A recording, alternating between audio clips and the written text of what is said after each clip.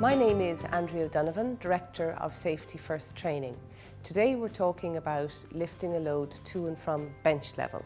So the first thing to say is that that's actually the ideal place to be lifting a load, because at bench level the load is close to your centre of gravity. There's very little effort required to lower and lift the load, unlike lifting to and from the floor, and the chances of stooping are very much decreased. And remember, we want to keep our back in a nice straight position. So, as with all loads, the first thing that we should always ask ourselves is, do we actually have to lift it? Because if we don't have to lift it, don't lift it. Avoid is always the thing you should be thinking about. If you do have to lift it, however, you've got to do an assessment. Make sure you clear your area, because you don't want any tripping hazards, because once you're carrying a load, you can't see easily any hazards that are on the floor.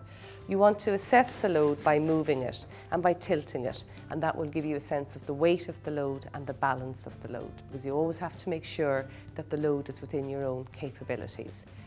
One of the things that we want to avoid is overreaching and lifting loads when they're away from us. So we've got to pull the load out to us first. So we get into our step stand, push-pull position where we use weight transference. We get a good grip, good palmar grip, and as we pull the load back, we just transfer the weight onto our back leg, leaving the load out over the edge so there's somewhere to put your hands. We then step in really close, and at this stage the only thing then is the legs. They're going to be moving. We get our good palmar grip, we look ahead because that keeps our back nice and straight, and then moving smoothly we use our legs to power the lift. To avoid twisting, we must move our feet when we're moving away, and likewise when we're coming back then, we're going to come over to the table, we're going to get a broad base, we're going to keep the load close, using only our legs to lower the box to the table. We then change our position and our hand grip, one foot in front of the other, and using weight transference, we push the load away from us.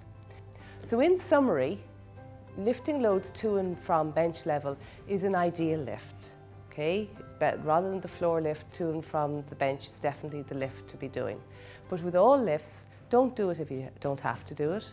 Always remember to assess it, to make sure it's within your capabilities, and whenever you actually go to execute the lift, always apply your 8 principles of lifting.